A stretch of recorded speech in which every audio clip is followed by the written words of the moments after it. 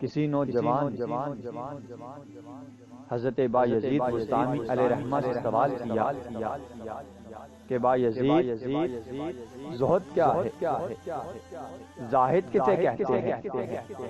تو حضرت بایزید بستامی علیہ رحمہ نے جواب دیا کہ زاہد اس شخص کو کہتے ہیں کہ جب مولا کچھ عطا کرے تو اس کا شکر ادا کرے، اور جب مولا کچھ چھین لے اس پر صبر کرے۔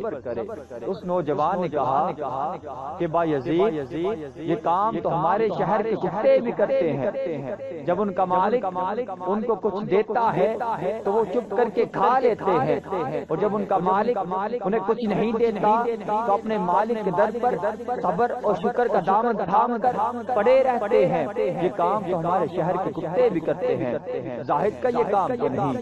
تو حضرت بایزید بستامی علیہ رحمہ نے کہا کہ پھر تم بتا دے، یہ نوجوان پھر تم بتا دے کہ زہد کیا ہے۔ اس نوجوان کا جواب سن کر حضرت بایزید بستامی علیہ رحمہ جیسی شخصیت کچی کھا کر گر جاتی ہے۔ فرماتے ہیں کہ جب تو بتا دے کہ زہد کسے کہتے ہیں۔ اس نوجوان نے کہا کہ بایزید زہد یہ ہے، زاہد اس شخص کو کہتے ہیں جب مولا کچھ عطا نہ کرے تو اس کا شکر کرے، اور جب مولا کچھ عطا کرے تو اٹھا کے اس کے بندوں میں تقسیم کر دے۔